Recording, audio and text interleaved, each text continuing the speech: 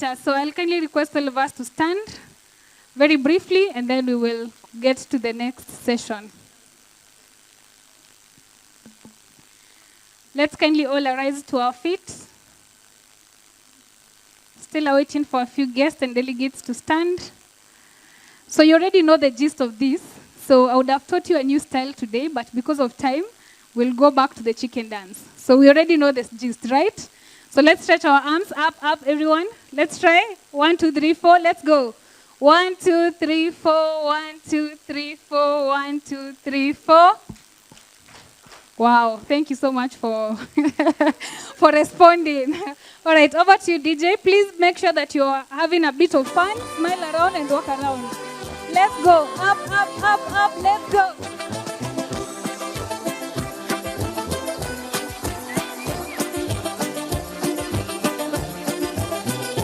Smile.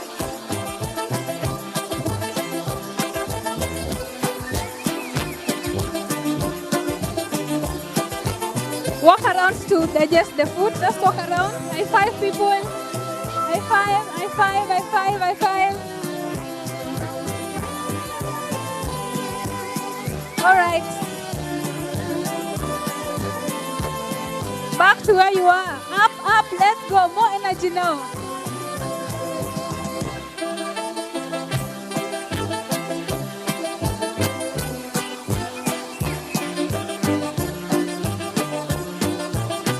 Go with the press.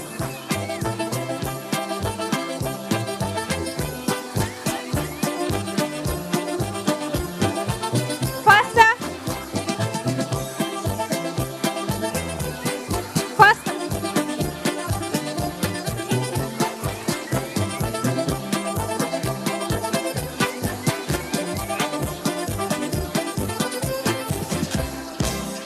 Awesome. Thank you so much. You can have your seats.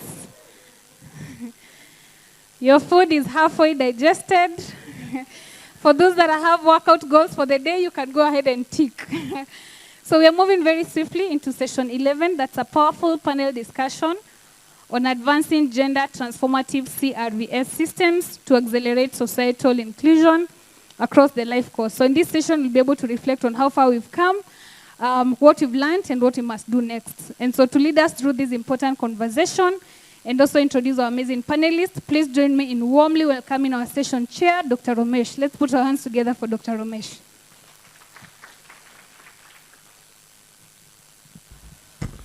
Great. Thanks so much, Charity. As Charity mentioned, this is session 11. We're almost there. Thanks for sticking with us throughout the week. We're going to talk about advancing gender transformative CRVS systems to accelerate societal inclusion across the life course. So we have some overarching questions as where have we come from and where are we now? What are our strengths and our key lessons learned over the last few years, particularly since the third CRVS and Gender Global Conference? And what are our persistent gaps and nagging limitations? And then going forward, what are our core priorities in terms of investments, technical assistance and cooperation, capacity strengthening, and interagency and partner coordination? And then a key question for us that we've been debating and thinking about together are what are key things that we need to do differently going forward? So it's really a pleasure to chair this session. I'm Ramesh Silva, the technical lead for the Center of Excellence for Civil Registration and Vital Statistics Systems at UNFPA. Let me invite our panelists. We have a great set of panelists. Dr. Montasa Kamal, the Director of Global Health from the International Development Research Center. Please join us. Dr. Priscilla Adele, the Chief of Data, Population and Development Branch at UNFPA headquarters, now in Nairobi. Jennifer Ellis, the Director for the Data for Health initiative of Bloomberg Philanthropies. And our good friend Shaida Badi, the Executive Director of Open Data Watch.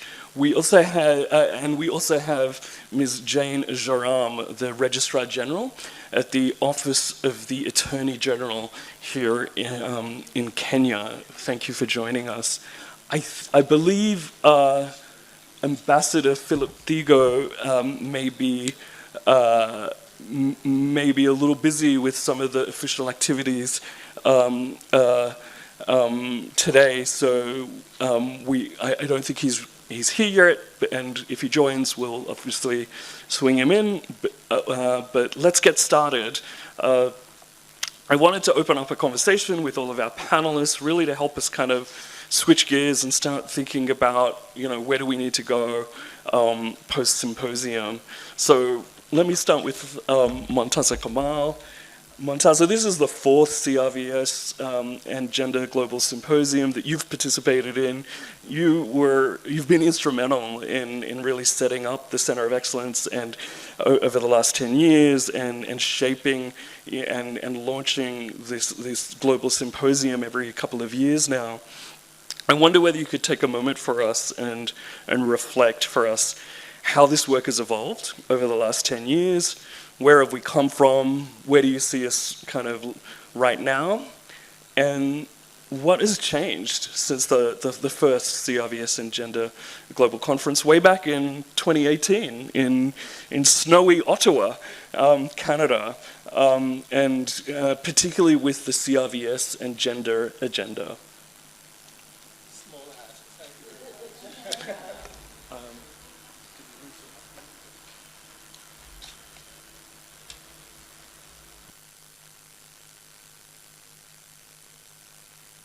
Hear me? Okay, great.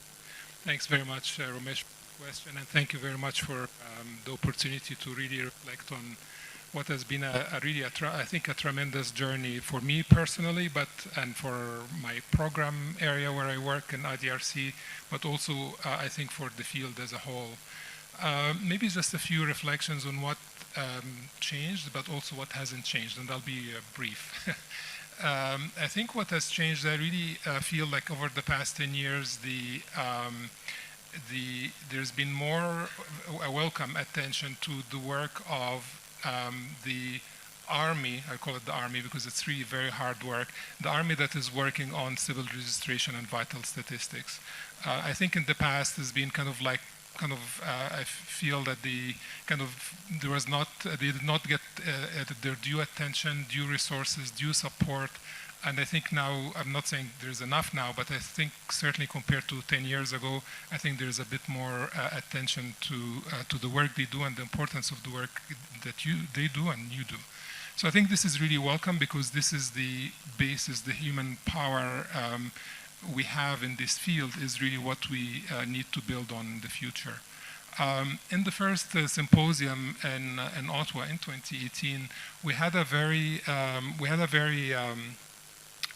dedicated track and sessions for early career practitioners and students.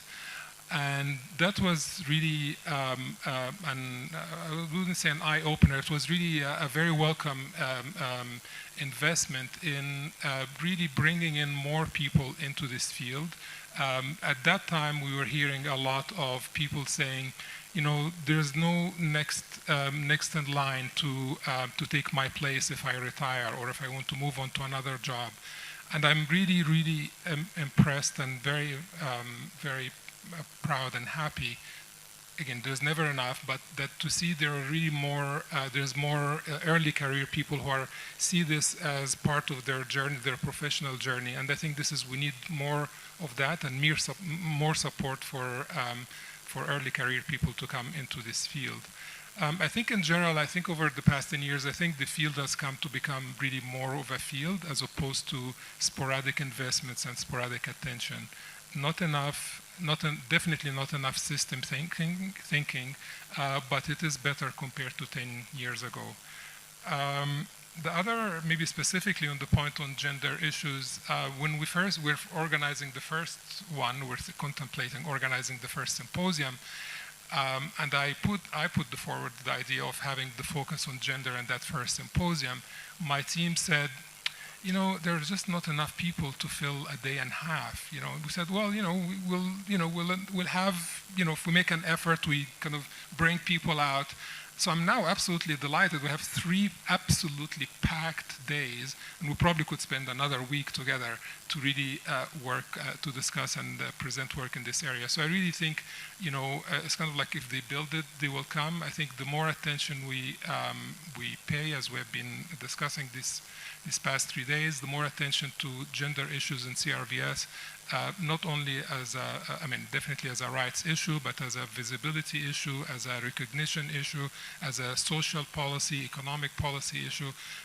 All of these issues, the more we have those conversations, the more our knowledge and the field itself will be more sophisticated in this area.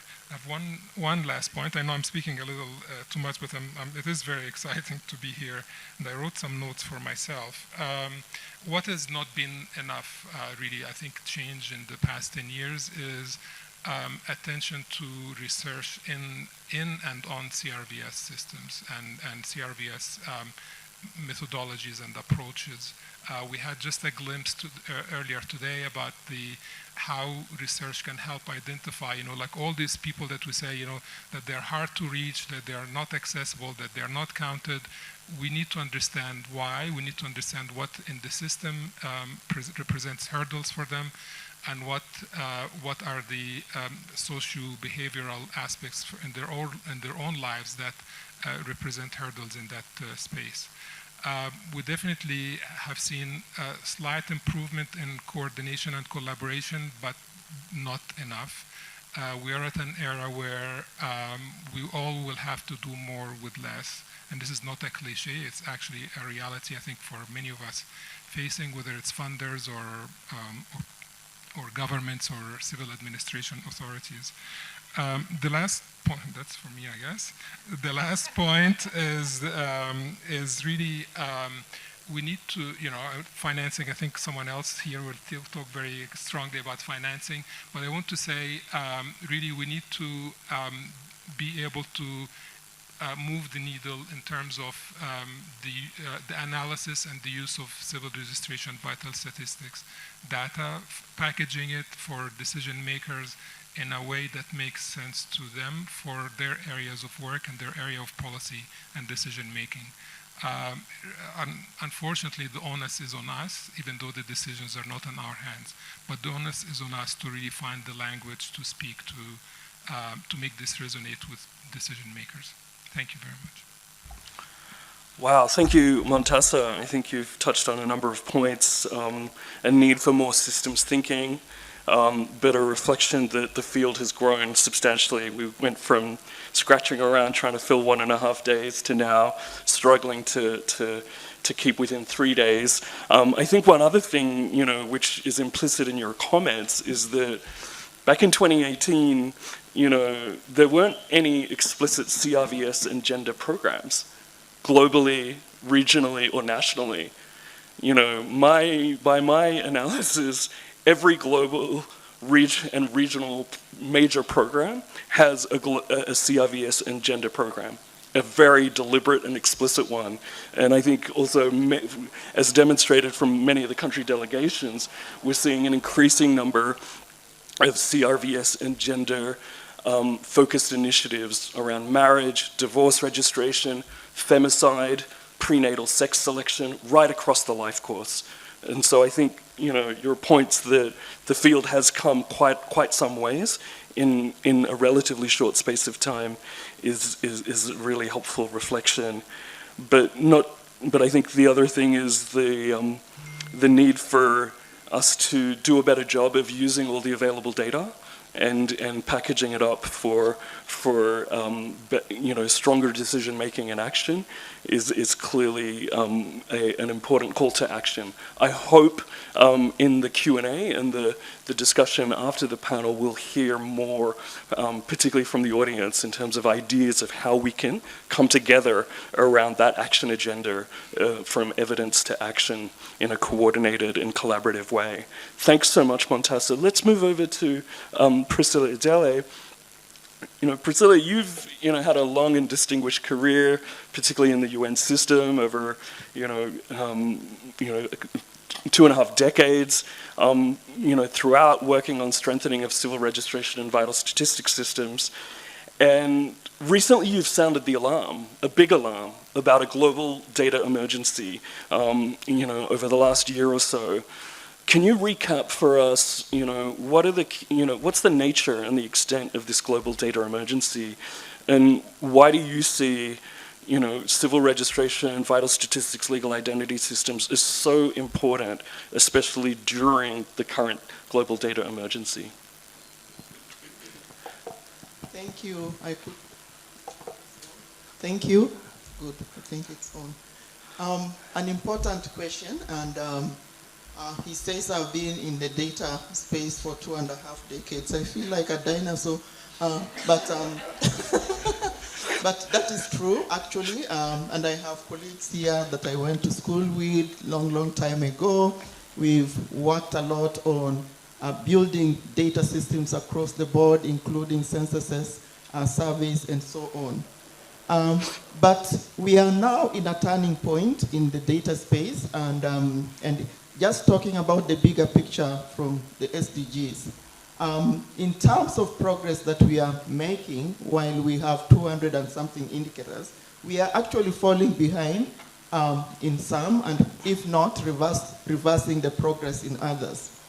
For instance, only about 68% of SDG indicators have more recent updated data, whereas others have data, they are either outdated or really not useful at all. So that is on the bigger picture. But we heard yesterday also, and in several remarks that have been made, that even in foundational data systems like CRVS, that has been the focus of our discussion here for the past 1 week actually, others came on Monday and the rest joined on Wednesday. In many low and middle-income countries, a coverage for births and deaths is quite low. And during COVID, we saw it even the fragility of our systems, that we were unable to report on mortality data. So a lot of countries were operating in the dark, responding but not knowing what they were responding to. But that is not enough. Then at the beginning of this year, the whole world turned upside down in terms of funding for data when the DHS was defunded and therefore threw us into limbo, where we lost much of the reproductive health, the fertility, and other gender-related indicators, where we relied a lot on those sources. Of course, I know that partners like Bloomberg and Gates Foundation have stepped in, at least as an interim measure, to keep us going, to have the databases available, but we need to rethink about where do we go from there. And so, and lastly, in terms of funding, ODA, Overseas Development Assistance, has also declined by about 40% just in the last 5 years. And therefore, just demonstrating the deprioritization of that effort that we all need to pay attention. So it begs the question then what are we going to rely for planning, for decision making, for policy development and so on, if we can't even fund foundational data systems? So in that respect, which other data system do we get data every day other than CRVS? Can anyone tell me? Or administrative systems? Censuses are periodic, surveys are periodic. But if you wanted data on people right now, the facilities that are open can be able to provide you how many births, if they are registering, have taken place, how many deaths have taken place. It's a continuous process that documents our life events. So that is one important reason why CRVS is so important. Secondly, it's data that makes us achieve those rights and also access to services, as Montasa just mentioned. And therefore, knowing who is where and their ages and where they live can allow us to plan for those services, allow us to plan for social protection, health, education, and so on. Then thirdly, equity. We've talked for the past few days about gender equality, women's empowerment. And we have talked about how CRVS data can enable us even identify where teenage pregnancies are high, because if you record the births to younger women, or if you record deaths to younger women, especially maternal deaths, you can be able to tell how many younger people are dying. So that's therefore, so CRVS data is not just a statistic. It's about rights and dignity, and that's what we all need to pay attention to. Great, thanks so much for those reflections, Priscilla. Implicitly, I'm sensing that you're really calling for, building on what Montasa said in terms of data usage and packaging things up for decision makers and doing it in a more collaborative and coordinated way. Given that the census survey systems have been defunded and, we're under a lot of pressure, my sense is that where we're probably heading now is even more demands and more reliance on real-time systems like civil registration and vital statistics systems to assess progress for the 2030 agenda and where we go from here. And I think that should give us all quite a bit of pause, because I think the reality has been for the first 10, 11 years of the 2030 agenda, we've seen really, really heavy reliance on censuses and surveys, and very minimal use of civil registration for that monitoring and evaluation, and then really understanding how civil registration and vital statistics systems are a force multiplier to actually achieve the 2030 agenda. So thanks for drawing that to our attention. Maybe we'll move on to Jennifer and have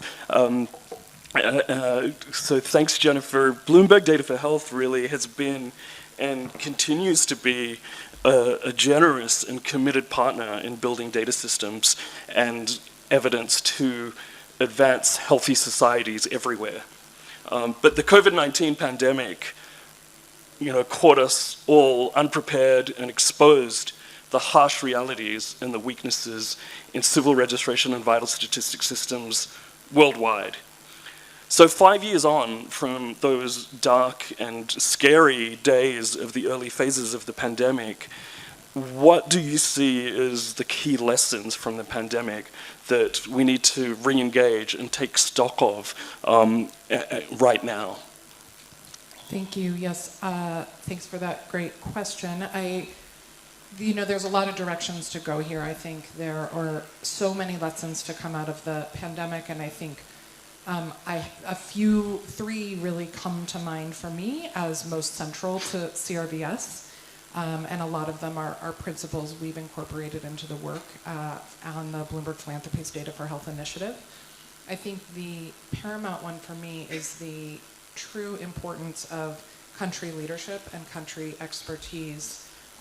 There are a lot of, I think 42 countries represented at this meeting, and I think it's been such a privilege to hear from so many of them about what the priorities are in their specific contexts and how those priorities can be best supported by the incredible technical assistance, guidance, knowledge, research findings that we've heard about. But I think from the pandemic, we really were, this point was very much reinforced about the true expertise and the true vision for success lies with our country-based experts and our country-based leaders. And our job as outside experts is really to do everything we can to support that country-led vision. Bloomberg Philanthropies, we're so proud to partner deeply with 25 countries and really learn from them every day about how to have CRVS grow. And I think we had to pivot, all of us, during the pandemic about what that growth should look like in that context. And since then, we've continued to try to work together to think about what are the pieces of what emerged during the pandemic that can be kept and improved and created longer-term system change. I would say the second lesson that came out of the pandemic, in my mind, is the high, and everyone here has mentioned it already, and we've heard it so much in the room, but I think it's easy to forget that there was a time when we talked about CRVS that death data was not at the front of that conversation. That really, when you talked about CRVS, the bandwidth was very much devoted to birth data, and that's, of course, of huge value and nothing to take away from the importance of that. But I think the pandemic really shone a light on what the role of death data can be in improving population health in that case in the very short term. And that, in my opinion, that spotlight has been one very substantial takeaway from the pandemic, is that there is a real potential for countries to focus on death data in a way that can inform policies in real time. And of course, it's unfortunate that it took the pandemic to cast such a bright light on that, but it's a lesson that I think all of us carry with us. The third piece I would say is, and this has been said so many gratifying times in this room over the last few days, including by both of the panelists who've spoken so far, is the importance of the use of that data. I mean, so often the use of data is something that comes as an afterthought or as an add-on at the end of the process. But I think the potential for data to be used in real time to inform decision-making is one that we all had to figure out how to do much more quickly than we ever had before during the pandemic. And in my opinion, the pandemic really was able to solve a pretty prevalent allergy that a lot of policymakers had to data. I think the idea that policymakers need to be demanding data to understand what policies should be their priorities, that was really something that came forward in the pandemic in a way that hadn't before, and I many times see that as a lasting impression. I would just say, you didn't ask about this specifically, but since we're here to talk about the intersection of CRVS and gender, I think, the pandemic there really highlighted that doing meaningful gender work around CRVS is not just about sex disaggregation, but about really understanding norms and barriers, and often those are very unique to the context. And that once we have some understanding of those norms and barriers, understanding what solutions can be put in place so that some of these gender gaps that exist in CRVS data can be closed. The pandemic certainly helped us understand that that was something that we didn't have enough information about, and that we could make efforts to understand better, and then those efforts can be translated into action that can actually close those gaps with intentional efforts to address what those norms and barriers are and close those. So many of us are fans of doing system-wide improvements, and that is critical, but without intentional action around closing the gender imbalances that occur, we'll never be able to address that disparity. And I think the pandemic really helped us see that we have to attend to that really actively. Thanks so much, Jennifer. Yeah, I think for many of us, the pandemic, as horrific as it was, it really did shine a very strong spotlight on the reality that real-time and complete and high-quality death registration data saves lives. And, to me, it was amazing in the sense that to see this kind of analysis of, death data being front and center on the South China Morning Post, Al Jazeera, every major news outlet, engaging these questions of excess mortality and how to use these kinds of data to address the pandemic. I wonder, and I leave it out there and hope that we pick it up in the Q&A, I wonder whether we have fully seized on the public awareness around the importance of death registration data from the pandemic and carried that forward post-pandemic. I worry a lot that we haven't really fully seized and utilized that opportunity, especially in terms of domestic financing and public accountability of where taxpayer money goes in terms of pandemic preparedness. But also thank you for shining a light on what is meaningful gender and CRVS work. I think, as Montasa said, but I think you very nicely put it, this goes well beyond sex disaggregation of vital statistics tabulations. This is about, throughout the life course, making sure that everybody is recognized for who they are, and that there's opportunity for service delivery and rights recognition throughout the life course. Let's move on to, oh yeah, I actually had a second question. I think what many of us have learned over the years with Bloomberg Philanthropies is that essentially, you're an impact investor. And I wonder whether you could reflect a little bit for us on what are some of the key strategies and approaches in terms of evidence to action from the Bloomberg Data for Health initiative that you see real promise and opportunity to take forward from here, particularly in terms of just broader CRVS system strengthening, but also in terms of the gender intersectionality pieces. Yeah, thank you for that. We are obsessed with impact. I think you talk to anyone who works with us, and they'll tell you we're relentless about understanding, what impact is happening and how we can understand what the challenges are in creating even more of that, and how we can best support momentum around the impact that we're all trying to have. I would say, there'd be no way you know this, but you've stole one of my answers here, which is to say that I think one of the best, the most key pieces to creating evidence that, or rather creating action that comes out of evidence, is around creating demand for data. And that can happen in so many different ways, and they're all important.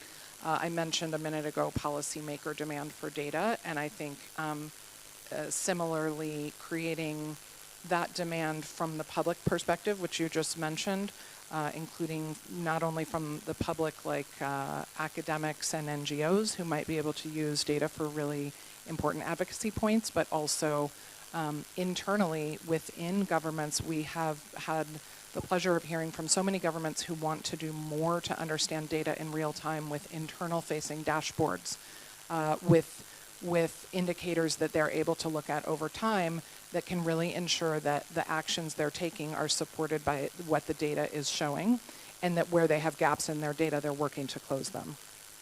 I think we've also learned a lot that creating action out of data depends so much on making sure that data is packaged and digestible in ways that can reach multiple audiences, many, many, many of them not technical.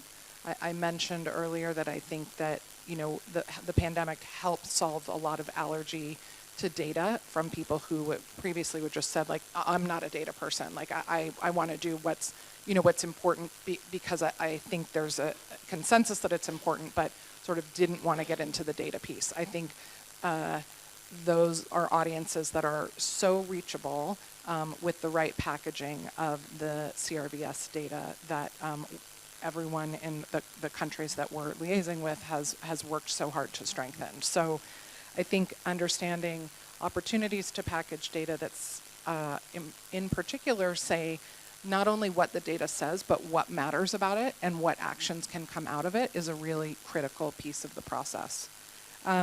I'll just lastly say two other things on this, which is we've heard a lot, all of us have heard a lot about the importance of digitalization, and I think there's a huge role for digitalization and understanding data more quickly and being able to package it in a multitude of ways that were previously quite labor intensive and not very accessible. And I think digitalization can solve a lot of that access, particularly the timeliness, but we all have to commit to ensuring that the way that things are digitalized and analyzed are ways that still remain understandable to a non-technical audience. And then lastly, I think the best way for action to come from data is for countries, as I said, to lead the way in what has worked well in their contexts and how that might work well in other country contexts. So gatherings like this where countries are able to come together and really learn about the feasibility of approaches to not only improving data, but improving data use, and the potential for that action to create impact is incredibly powerful and probably the most important thing we can support. Great, thank you. And I think hopefully we'll get some more discussion about this in the Q&A. I think it's a really important reflection to even, and perhaps a bit of self-critique here, that I think over the last 3 days, a lot of the digitalization discussions have been focused more on production and dissemination and much less on usage. And I think, thank you for calling all of our attention to those kind of risks, that we need more balance in terms of harnessing some of the power and the innovation around digitalization for usage and action. So I hope we'll get a chance to discuss that a little bit more. Thanks so much, Jennifer. Over to Shaida Badi. Shaida, we've just been talking about the global data emergency and how it's been brewing for some time. Your analysis with the Open Data Watch team and the UNFPA team has really shown that the CRVS landscape, the CRVS financing landscape points to some deep structural weaknesses. And so I wonder whether you could kind of just quickly unpack some of those weaknesses for us, some of the worrying trends in financing for CRVS systems, but then pivot a little bit to help us think about how we move forward from that. Earlier this year, we had the 4th Financing for Development Conference, which really highlighted the importance of data systems financing. And so I wonder whether you could point us to, while there are some worrying trends and some deep and widening gaps on the financing front, where you see some opportunities through the new financing agenda for CRVS, and particularly CRVS and gender, the CRVS and gender agenda, to be moved forward more concretely. Thanks. How many hours do I have? For you, you can have an extra 2 days. Very quickly. First, I wanted to really congratulate you for putting financing on one of the pillars of this symposium, because I think without that discussion, we couldn't really have a future for CRVS and gender. So the paper, you heard my presentation, and those of you who came to the breakfast meeting heard even a longer version of that presentation. And I have some handouts also that you can use for your back to office report if you want to mention some of the highlights. Our paper and research that we have done with UNFPA basically reveals that we have structural issues in financing for CRVS. Volumes have been increasing over the years from external sources, but not as much from, of course, domestic sources. And in fact, we have very poor data for monitoring both external and domestic resources. So it's been a very difficult research in some ways. So one of our recommendations for future is how can we work together with those who manage 8 platforms to improve the data that we have. So the data also shows that the volumes are not enough. Well, based on our estimates, we need 4 times more. But also there is a fragmentation and there's a volatility in the system, meaning that there are few donors. A lot of money goes only maybe to 5. 47% of the disbursements goes to 5 projects. And then some countries are kind of left behind.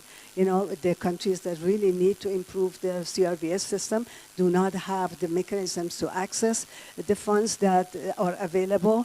And then within the lifetime cycle approach and the gender equity approach, we see that there's a concentration of financing for birth registration, but not as much for the other life cycle incidents, and particularly death registration consistently gets underfunded. We also see that there is very good news that philanthropical funding and private sector fundings are emerging, but they're still not enough, and there needs to be much more coordinated with the official funding and also better traced so we can actually track that and find out what's going on. So those are some of the findings that we had. The discussions that we have had in these meetings have been tremendously useful, particularly finding out that when we make a pitch or a case for funding for CRVS, we have to be really more looking at the impact that we want to get to and how we can really change the world between maybe equity and inclusivity, and rather than just say, just give me the money, I want to improve my system. So we really need to work together on improving that narrative. And to second part of your question, this is really a good opportunity for us to be able to also connect to this finance for development agenda, which just all the heads of nations met in July in Seville, Spain, to sort of see how they can organize better to finance the development and SDGs and, of course, our agenda as well. Many of us worked really hard to keep the data on the outcome document. Every morning I would wake up with the coffee. I would look at the outcome document draft to see whether the stuff that we put in there is still there. And we were very pleased to see that the outcome document, in fact, is very inclusive of the importance of data and what we need to do. And even the words gender equity and some of the fears we had that they would be deleted, they were still very important attributes are there. So what's going on after, Ramesh?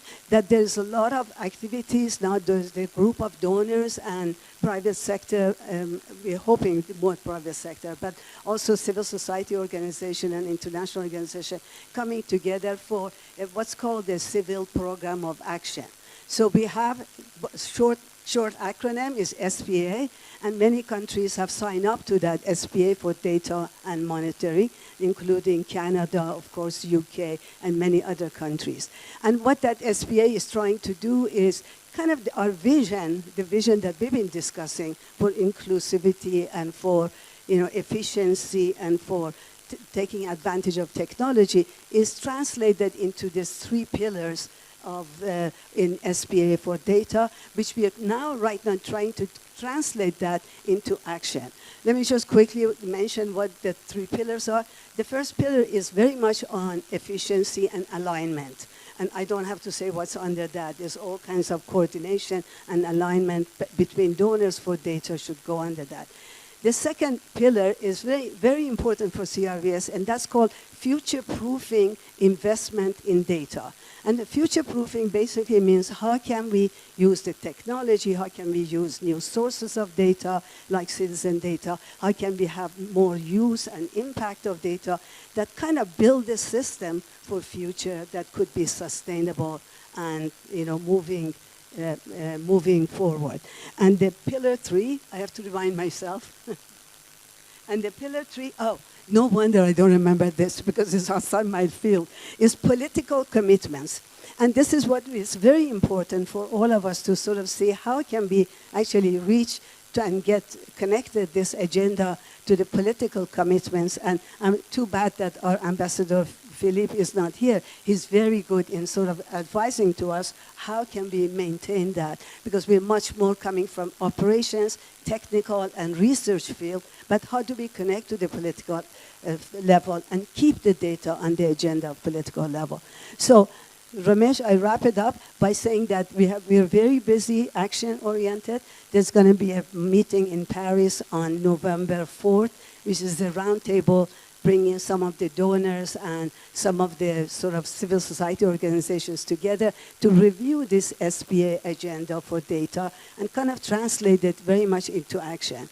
And guess who's your champion there? I will be the champion for CRVS, of course. And hopefully we'll have much more sort of energy and commitments behind it. And that's the word that I'm looking for right now. We really need everybody to commit. There have been a lot of talking, there have been a lot of analysis, there have been a lot of research in the field, but we need to commit to what we're going to do to improve this situation. My last word is that I really appreciate the opportunity to do more research in this field. We really have to define and understand the problems that we are trying to solve.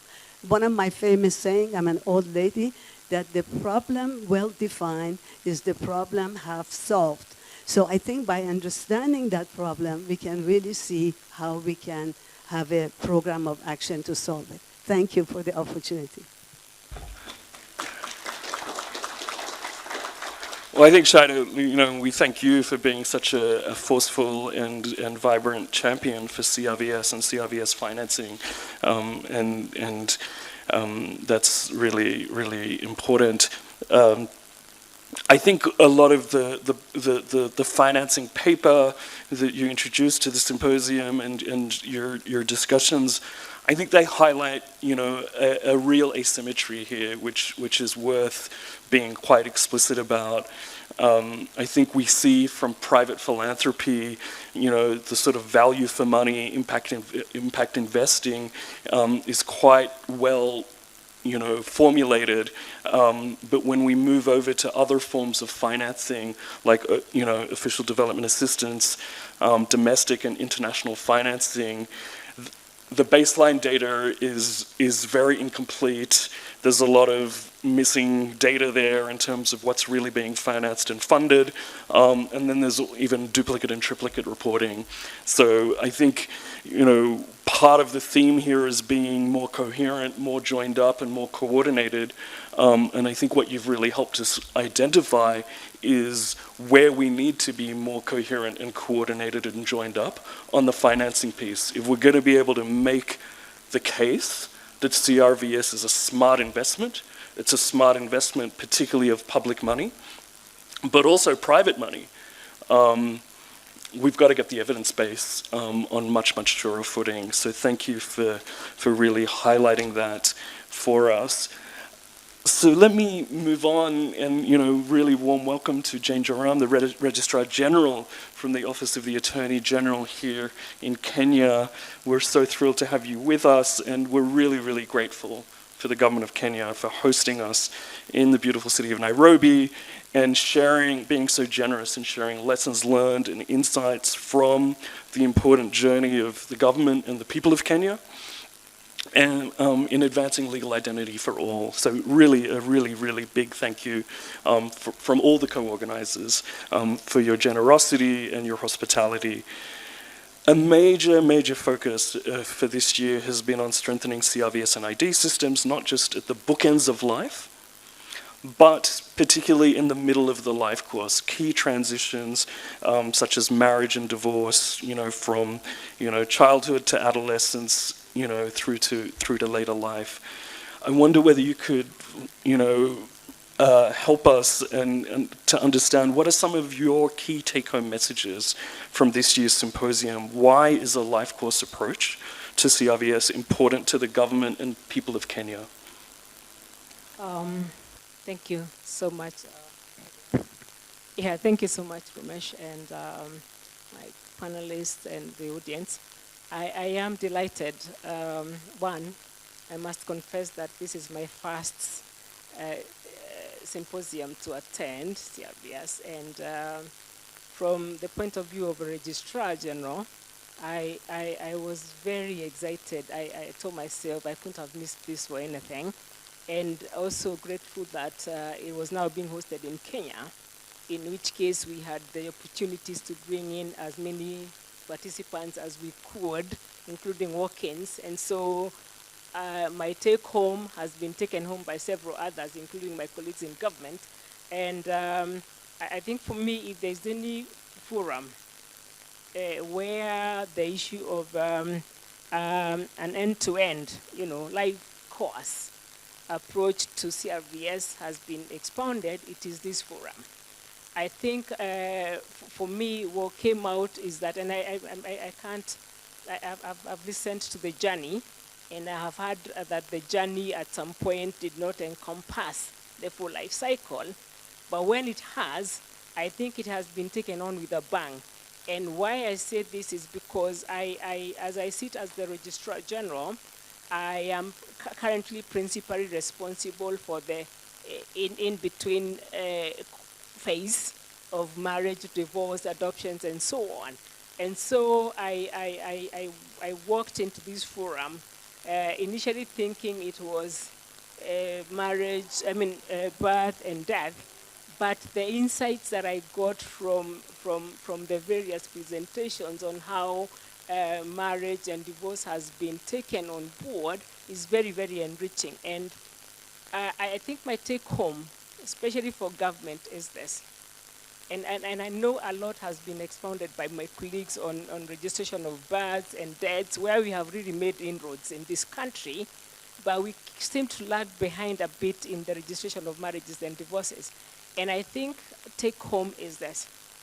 And without restating what Priscilla has stated on the importance of data for identity, rights, and so on, is that government will stop and should stop looking at registration of marriage and divorces from the point of view of an enforcer of morality or religion, because that is what government has really done. You know, we are enforcing morality without looking at registration of marriages and divorces from a data point of view, where that data will then inform policy, will inform decisions, and will inform a lot of what government is doing, even on gender empowerment. So government has particularly even used religion, and religion will shift towards telling people register your marriages because it's moral, it's religious to do so. But there hasn't been a real focus on that. Government needs that data. It is important. If you look at a country where we have underage marriages, where we have single mother families, where we have a lot of widows and widowers, that is the data that government needs, where we have a lot of people, in a lot of children in very distressed situations, probably because of divorces and so on. We need to see the trends. We need to see the trends. So for me as government, and I like to say that probably even by default, we have made significant trends towards registration of marriage and divorces, because prior to 2014, we had 5 different laws on marriage and divorces, and now we have one consolidated legislation. Is that using that consolidated legislation and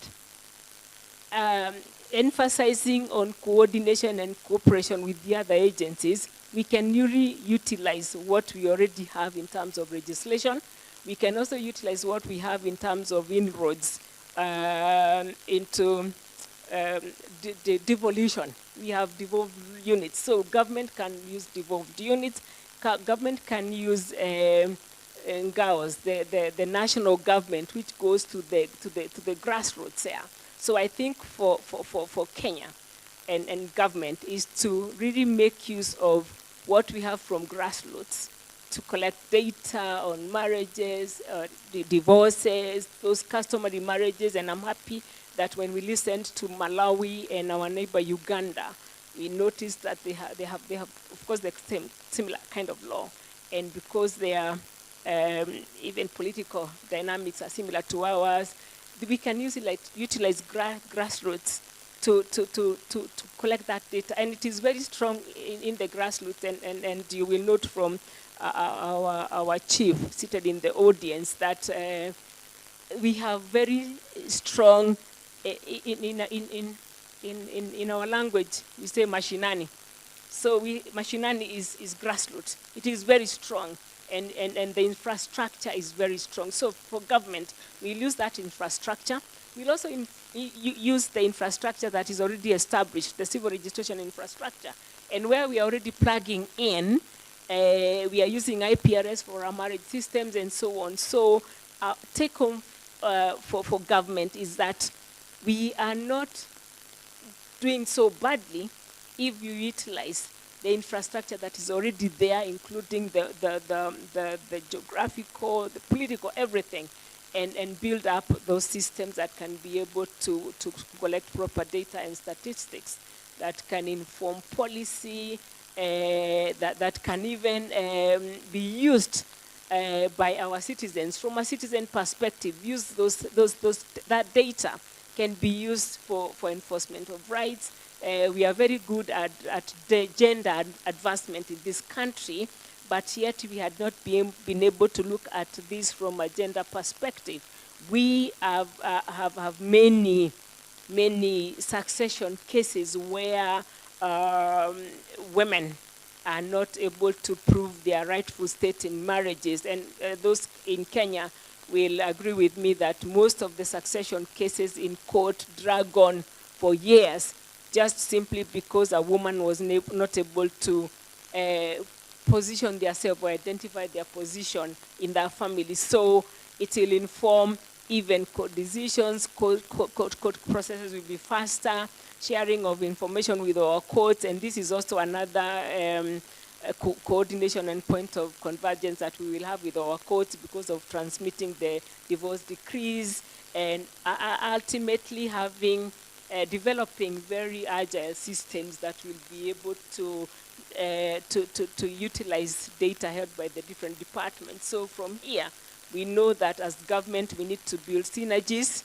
and build that on the already existing infrastructure and on already a very serious legal system. Our system develops very quickly.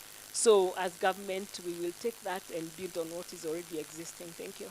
Thanks so much. Thank you. I think you've really, highlighted that registration really is about rights and recognition.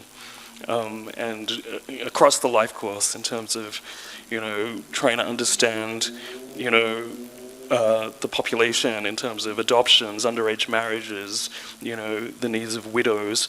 And I think, we at UNFPA talk a lot about the demographic dividend, and your reflections remind me a lot about ultimately, civil registration is about, people and population dynamics and understanding where the people are and, how the population is evolving and their needs and the opportunities which can be harnessed for a better society. So I think what you've really highlighted is that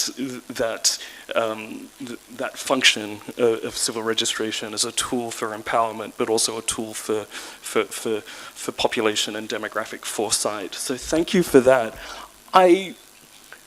I don't think we have Ambassador Philip Thigo with us, but I did want to take an opportunity to share a couple of the reflections that he did make yesterday morning at the Partner and Financing Roundtable, which I think are worth reiterating and sharing again. I think Ambassador Thigo really highlighted the rapidity of change and transformation due to technical innovation as a major force in society, and we've heard that throughout the last week, particularly the last 3 days.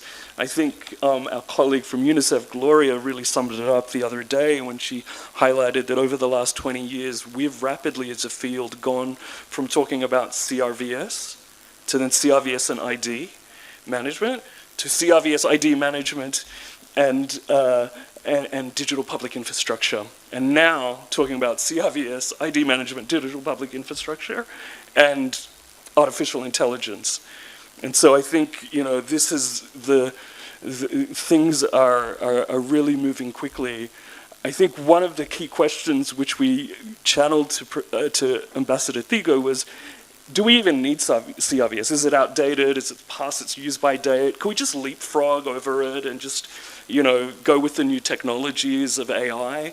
And we'll, surely ChatGPT will just tell us the answer to the meaning of life. And I think what was really profound as, a thought leader in the global technology space, what Ambassador Thigo impressed upon us was that civil registration, vital statistics, and ID management is the base layer for AI. And if we get it wrong, we're in a dangerous place and we have a dangerous future in terms of what the kind of evidence and the kind of actions that are going to move us forward. And so inclusive CRVS, inclusive civil registration and vital statistics systems are absolutely fundamental. machine learning, artificial intelligence really are about, how good is that baseline data, and therefore the training models which machine learning algorithms are tuned on. And so I think he really highlighted a couple of things. He said, there's no shortcuts here. You have to get that base layer in. And I think this is a community which deeply understands that. And he highlighted, and I think Jane Joram just kind of echoed it in a different way from the perspective of the Registrar General. But I think Ambassador Thigo said that, if you don't invest in that base layer, the excitement about AI and biometrics and DPI is really, really hyped and could lead us into very risky corners.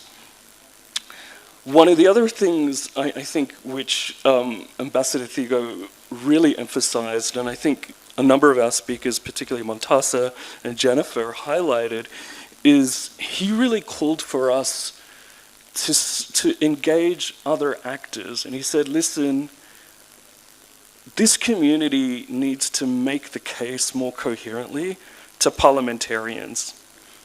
And he said, these are the people who make the laws, and these are the people who allocate public budgets.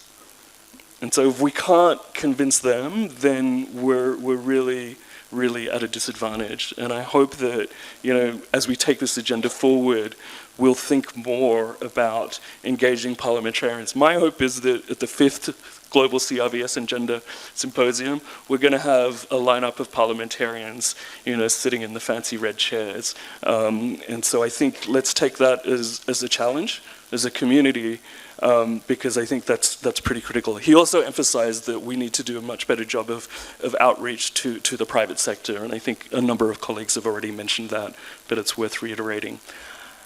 I would love to open it up for some questions, some comments. Thank you for being patient with us to get through these key reflections.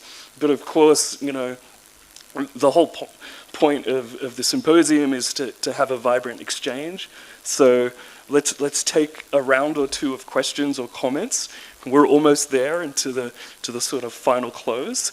But please, colleagues, where are we? Where do we want to go? What are the key things that you are excited about? What are the things that you feel we may not have covered sufficiently over the last 3 days? This is an opportunity to put it back, at center stage. So the floor is open. Please don't be shy.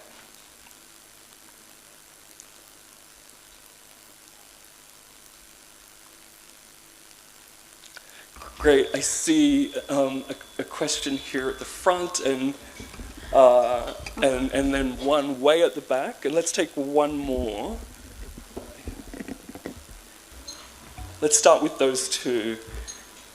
Thank you. And if you could introduce yourself before your question or comment, that would be wonderful. Thank you so much.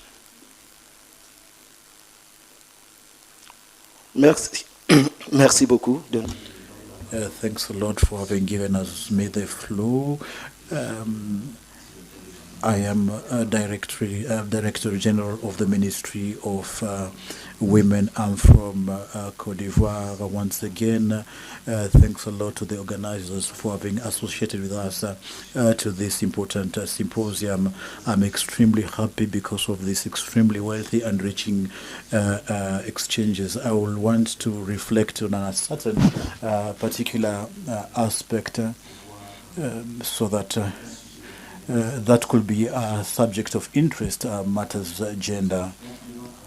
I think that our approach will be more gender transformative because by analyzing our societies, especially for African countries, we do take into account that effectively This is an extremely important. We live in a patriarchal community that has leaves a stigma imprints on a big part of the population, such that whether it be women or men, each and everyone is closed in that particular norm, where the tendencies and trends that are in place is now that we want to have emergence, promotion, and empowerment of women.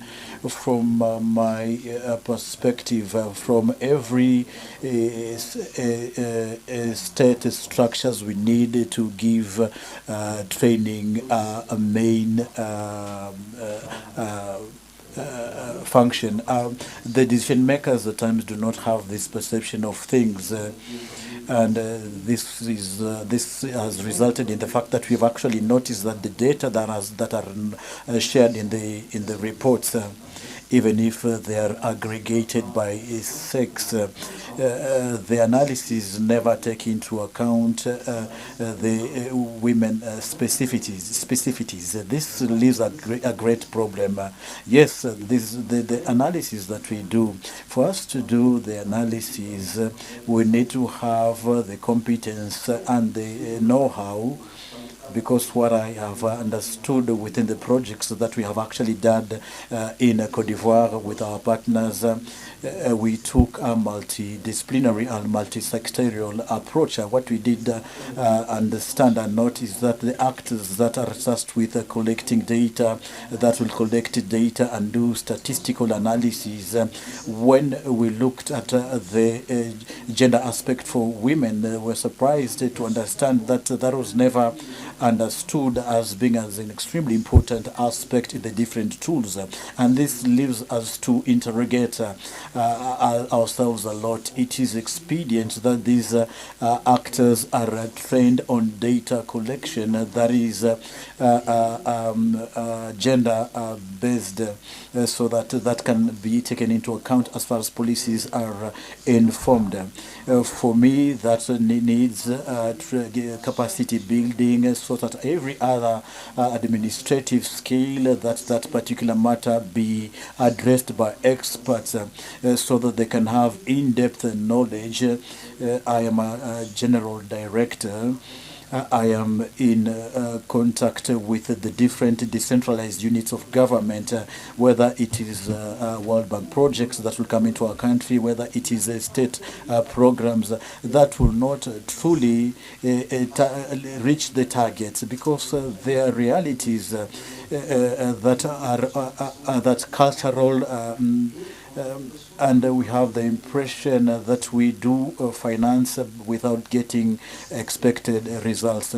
And this, I think, is an extremely important aspect. Therefore, there are some aspects that I'll say that require a deep dive, that the actors and stakeholders be trained on the interventions that need to be done, so that there can be efficiency and effectiveness to have an impact on women, and the statistics that they need to come up with.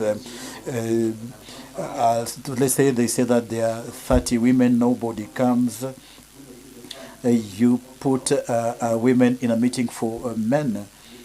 But mechanically speaking, statistically speaking, they are present, but qualitatively they are not there. So there is a lot of work to be done. The partners that do support need to emphasize and align training on the sensitization as far as paradigm shift for the analysis of data that is collected.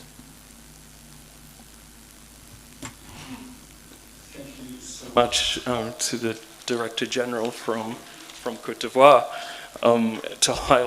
highlighting the need to move beyond sex disaggregated data and really unpack the gender norms, the underlying structural barriers that lead to this kind of inequality and impede women's empowerment in particular.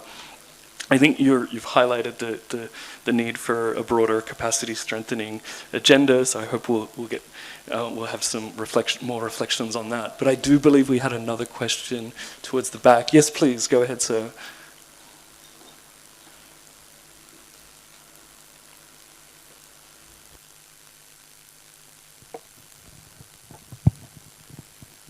Hello, everybody. My name is Ben Jarabi, affiliated to the University of Nairobi, but currently consulting for UNFPA on the development of a training manual on CRVS. Most countries have been going for quick fixes through censuses and surveys. Because CRVS takes a lot of time to realize results. So very little funding channeled to it. But from what we are experiencing and what Madam Priscilla presented, that channel through the quick fixes has now brought problems. We all acknowledge, appreciate the importance of CRVS. It is our duty. The baton stops with us, technocrats. How best do we package the message to convince the political will the importance of CRVS so that we increase domestic funding for the same? Thank you. Okay. Thank you so much, Ben, for calling out the need to avoid quick fixes and to do better packaging to mobilize domestic financing. Do we have another question before we open it up to our panel? Thanks. Myra, please go ahead. It's not a question, but a comment and a suggestion. In terms of research investments, I think that is sort of what there has been underinvestment, obviously on research on marriage, registration, divorce, and all the different family forms that include polygamous unions, consensual unions, unwed motherhood. All this should be, I think, a focus of investments in research. Thank you. Thanks, Myra, for highlighting research gaps. Perhaps I could open back up to the panel for any quick reflections. So we had some thoughts about capacity strengthening in terms of really moving beyond sex disaggregated data and unpacking gender norms and structural barriers. I think Ben Jarabi asked the really fundamental question: how do we do a better job of communicating the value add for CRVS, particularly to domestic financing decision makers? And then I think Myra reflected on a lot of research gaps, particularly in the middle of the life course, around family formation and different forms of nuptiality. We'll start with Montasa. Thank you. I'll take the first plunge. No, thank you very much for the comments and for your engagement. I just want to maybe go to a separate point that I wanted to make that now I have the chance to make, which is really especially about research and the importance of how do we find the language to speak to decision makers. We won't find the language only within the CRVS community. There are, if we're talking about political will, political scientists have been studying political will for centuries. Political will comes out of necessity, comes out of utility. Politicians make decisions not only based on moral grounds, but they also make it on practical grounds, on economic grounds. So we really need to build that political will. We shouldn't assume that it is there just to be picked up and supported. So some of that will come with engagement, but definitely a lot of it will come, I think, I mentioned earlier, and I think as Jennifer also mentioned, by really finding ways to support research and to package research findings and evidence that supports the cause that we're promoting, but also supports relates to the angle or the relevancy for those decision makers. If it's an economic argument, if it's a security argument, if it's a gender equality argument, if it's a financial or a political argument, I think there are lots of arguments, and those different arguments will trigger or will be relevant for different decision makers. And I think maybe in relation to capacity strengthening, I think this is part of the capacity strengthening that we need to do. So there is definitely a need for capacity strengthening in terms of technical skills and new technologies and use of technology, but there's also the skills of finding the language to speak to other actors who could be allies, whether they are other researchers from other fields, civil society organizations, definitely communities and community representatives. All of those can be allies and can be beneficiaries from what the work from CRVS work. So I think we just need to engage more with them, hopefully effectively. Thank you. Great.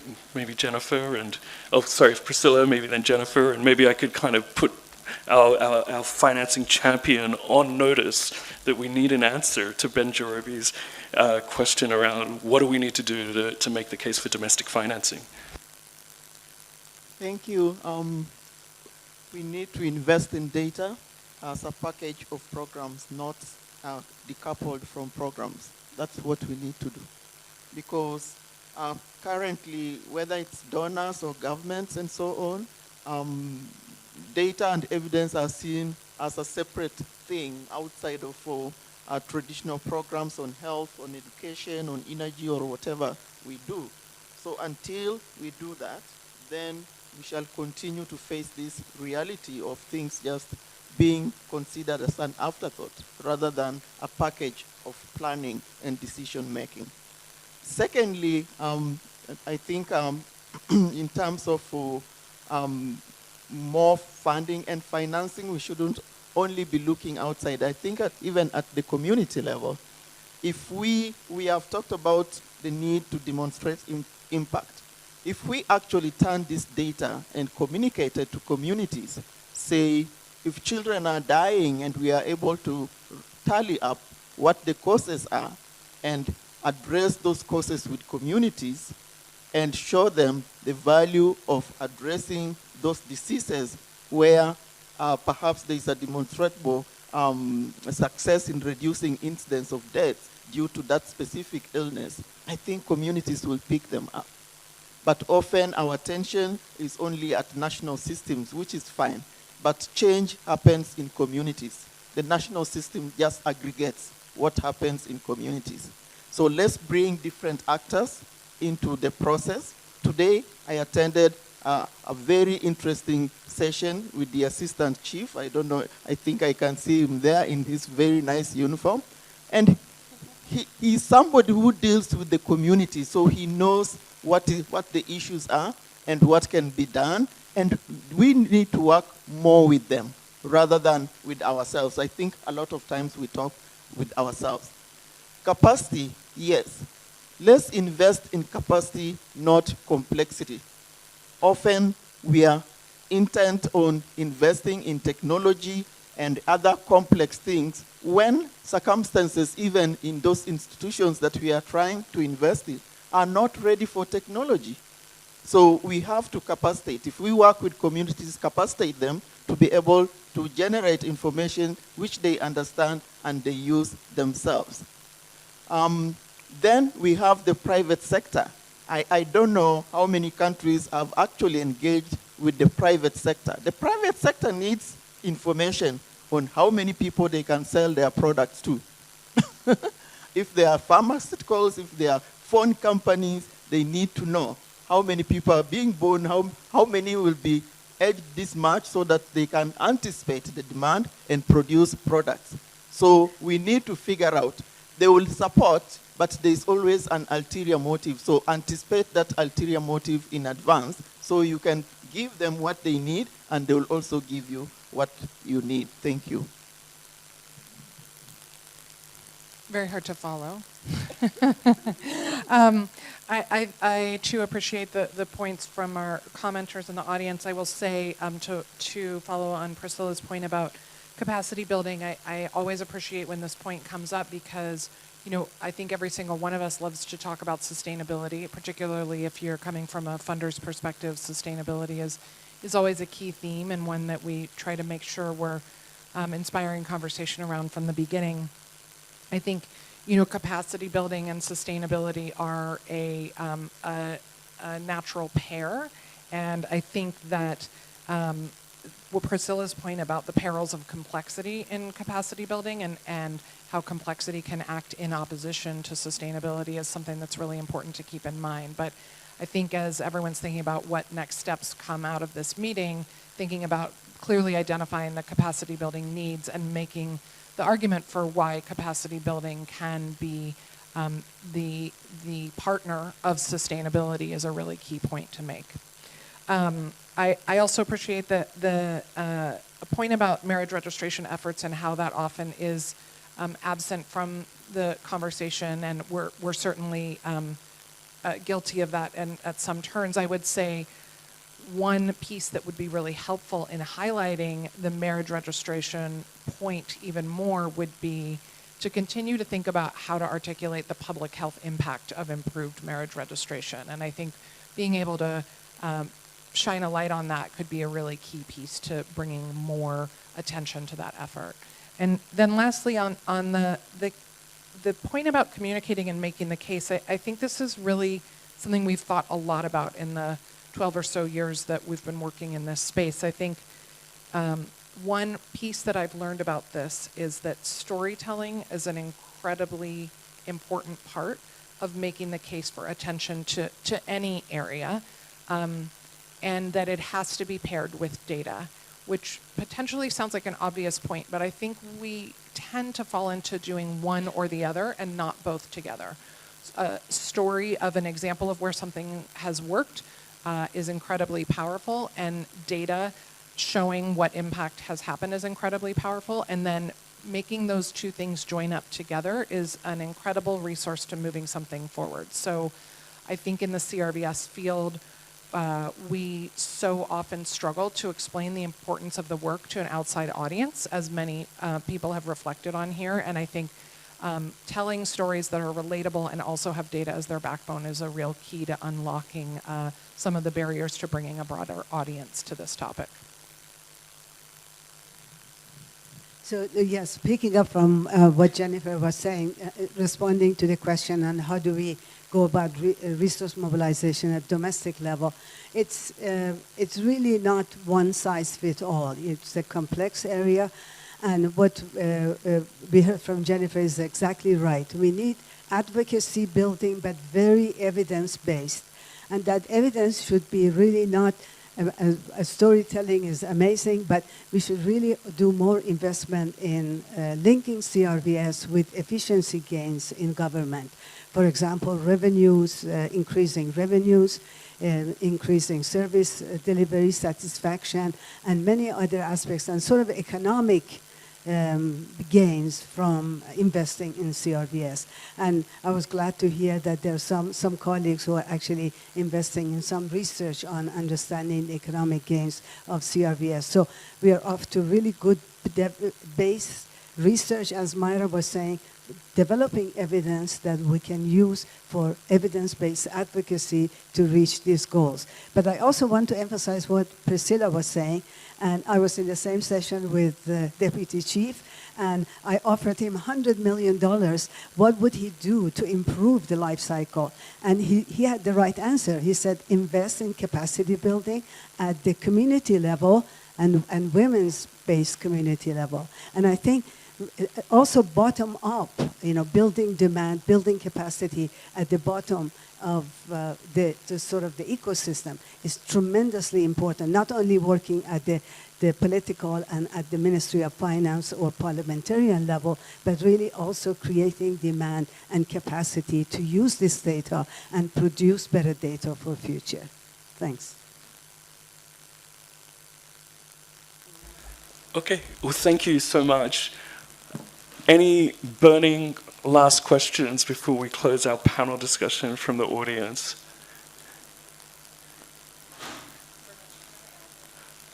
Okay, we can also take a burning question or comment from the panel. I wanted to say that there are some countries here that the Data for Health initiative does not work with directly, and I wanted to make sure that folks are aware that we do have what we call our global grants program for countries that are interested in working in this space and not already working with us.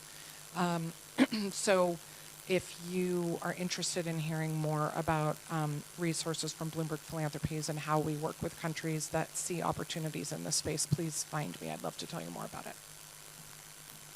And if I understand, there's a new round of the Global Grants Program that has just launched or is about to launch, is that correct? I think it did just launch.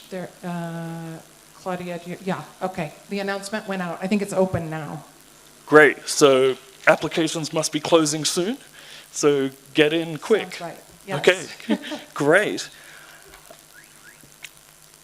Was there a hand up, Claudia? Did you want to make a further announcement about that?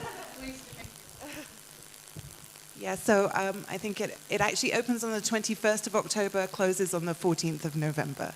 So about next week, and then you've got a few weeks. It's a simple, really, really simple application. For those of you who've done proposals before, this will be a pleasure to do. And if I remember correctly, we just had a session before lunch with colleagues from, was it Tanzania, was it Côte d'Ivoire, and Bangladesh. And so I think even colleagues who are here from Bangladesh and Côte d'Ivoire could share their experience of applying and benefiting from the Global Grants Program. So thank you for alerting everybody about that important opportunity and resource. I think there was another question towards the back here. Was that you, Shubhashri? Did you want to jump in? Oh, sorry. Yes, please. My name is Festus. Gender responsiveness. My question is about data expansion. I want to recognize the fact that the world is becoming cosmopolitan, in the sense that we have immigrants coming into foreign countries.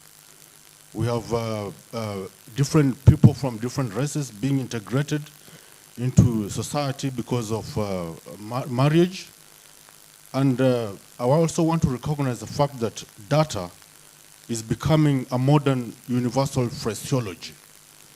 My question is, we have some people who would wish to register, but because maybe they fear, because they don't want to be on the government radar because of registration, and others actually, they don't know the procedure of how they can maneuver through the process of registration.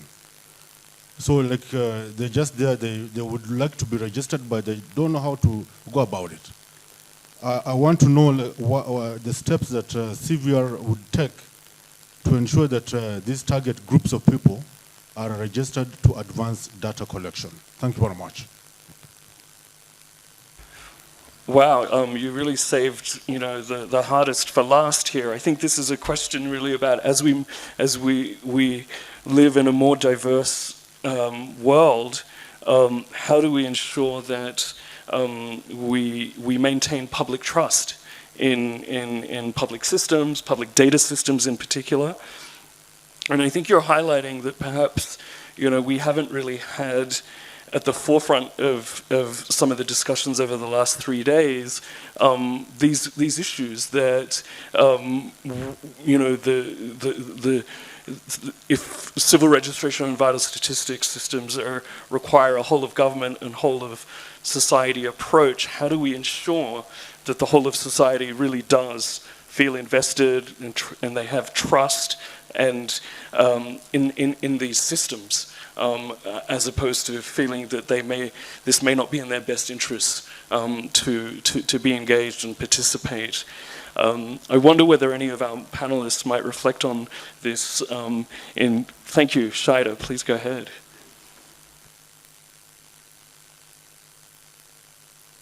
That's a really important question. It requires 3 days of symposium. But very short answer, which brings us back to the last discussion we had, is what we are trying to do with making data more inclusive and really for people leaving no one behind, is to also complement that with building what we call data agency. It might sound like a jargon, but basically is for people to see themselves in data. And that's why I really like the response that the deputy chief gave me on engaging with communities and bringing citizens on the data, not only to provide the data, but also oversee its governance, oversee its use, and oversee its impact. So I think the long-term investment in this agency building in data can have a lot of effect, improve the quality, timeliness, but most importantly, improve the use and the trust in data. So if you have another $100 million, I think really we should really invest that in building data agency, bringing people into the data so that they can see it, they can use it, and they know that they have a say in it. Great, thanks Shida, very, very helpful. Let's move to close, and I'm going to put each of our panelists on the spot, and I see Montessa is particularly excited by that. But I want to ask you, each of you, and maybe if we could start with you, Montessa, to give us the top priority, top priority action to advance the CRVS agenda going forward, building out of this week's symposium. If there's one thing that you had to prioritize, what is it? And so each of our speakers, please, and keep it brief, 30 seconds. Thank you very much. That's a very difficult question. I think maybe the only one thing I would say, let us work to create alliances with other stakeholders who we may not be engaging with now. Just the last question, there are lots of civil society organizations that are dedicated to working with marginalized populations. Governments are not necessarily very capable of reaching hard-to-reach populations. There are other allies who can support that work if there is a genuine interest in that. So this is just one example of a stakeholder, an interest holder entity where there could be alliances between them and the CRVS community. Let's seek alliances. I think this is the future, and I think it builds on what my colleagues here have said before. Thank you.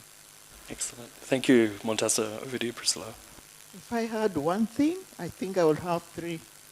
One, let's avoid fragmented financing approaches. Let's build systems, not pilots. Two, let's work with communities. Action starts from the bottom, not at the top. And three, let's count everybody for dignity, for rights, and for their own well-being. Thank you. I would say, I think strengthening death data and other forms of CRVS data has to be paired with intentional data use for action. And addressing, it's so important to do gender disaggregation to address disparities, but it is by no means enough. So our technical guidance and our country expertise has to be applied to thinking about what more we can do beyond the simple approaches to gender within the context of CRVS. And I would say secondarily that it's really important for everyone working in this space to know that change really is possible. Systems are changeable and improvable, and I think every person in this room has seen that happen, and talking about the feasibility and the likelihood of success is an incredibly important part of building momentum in this space. I love Priscilla's three, so I second her three.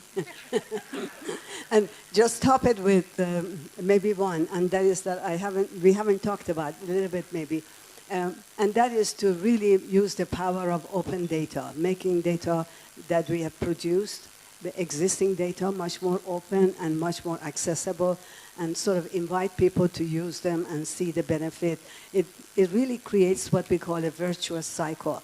And we are in a vicious cycle right now. So open data is really one of the keys that can turn this vicious cycle into virtuous cycle.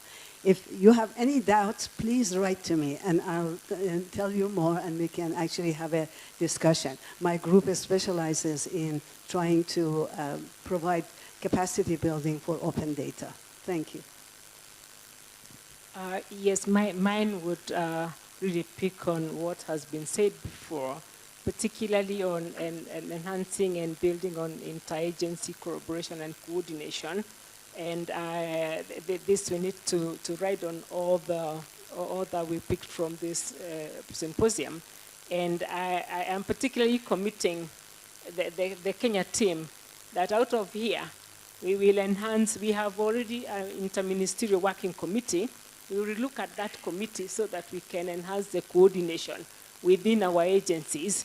And I think in the next symposium, we'll have a very positive report for Kenya, because we will be practical in building on our strength and synergies in the agency coordination.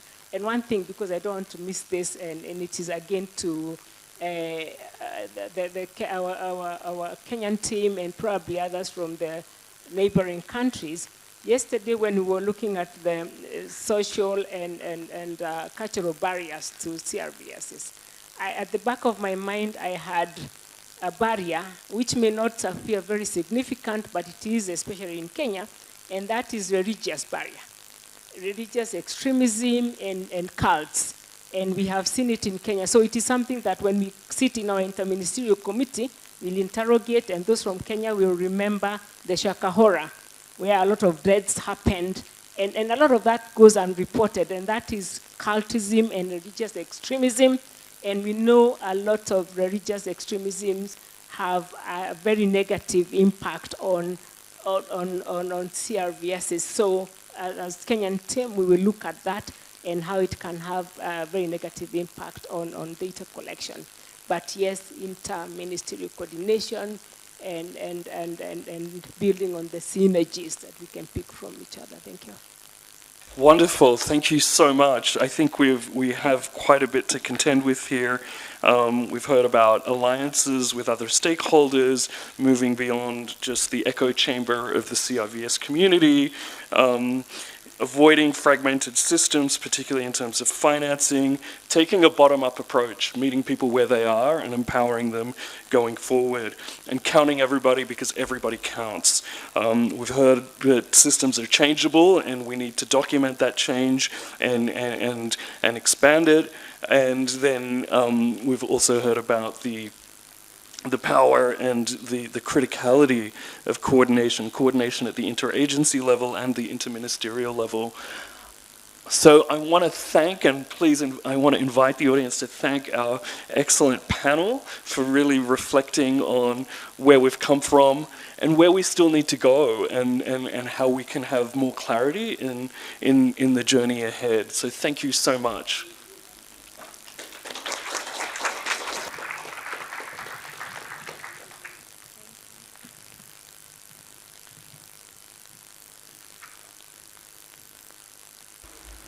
That was incredible. Let's take a moment to appreciate Dr. Romesh for that incredible moderation. And let's also give another warm round of applause to our brilliant panelists. Let's go, 1, 2, 3, go. Perfect. Thank you so much. That was skillfully steered. And we want to thank all our panelists for those rich and insightful sessions. We've been reminded that inclusion is not just an afterthought, it's the measure of success itself. And that when gender equality is built into every stage of design and delivery, CRVS systems become powerful tools for visibility, justice, and dignity across every stage of life. Now, before we officially come to a close, we want to get your feedback. So the last 3 days have been amazing. So I would kindly request you to go ahead and scan that QR code. We are going to get your feedback. So feel free to give us your liners in terms of what stood out for you. Even if the only thing you took away was the chicken dance, just right there. You know, I now know the chicken dance. So please share with us your feedback. We'd love to get to know how we can be able to improve, and also the key insights and further details. So I'm going to give us a minute to go ahead and do that. Scan the QR code, tell us how you're feeling, what inspired you. Every response will be able to help us to make the next one even better. So there are no 3 questions, there are no essays, just very few questions in there. I'm giving you more time to do that.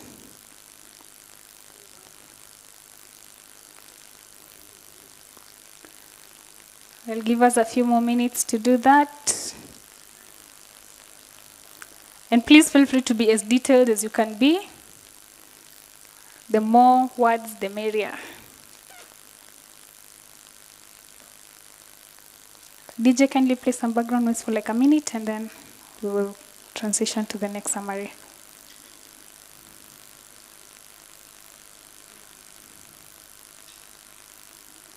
If you've managed to give your feedback, say hi. Oh, okay. If you're yet saying nay, nays have it. So a few more seconds. A few more seconds. On vous accorde quelques secondes.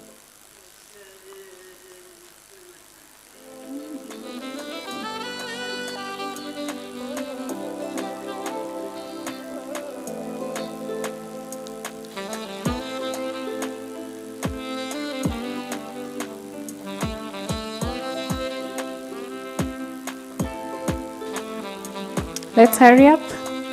30 more seconds.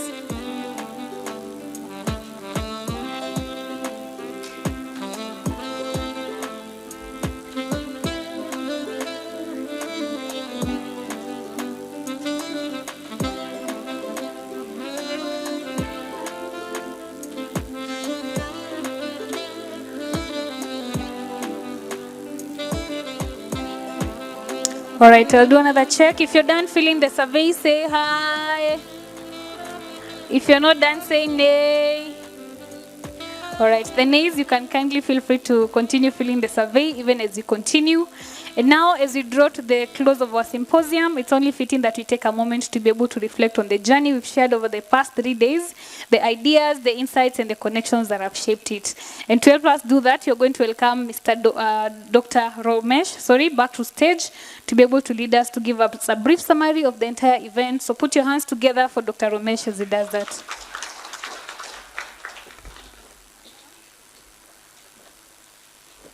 Great, okay, great. We have some slides.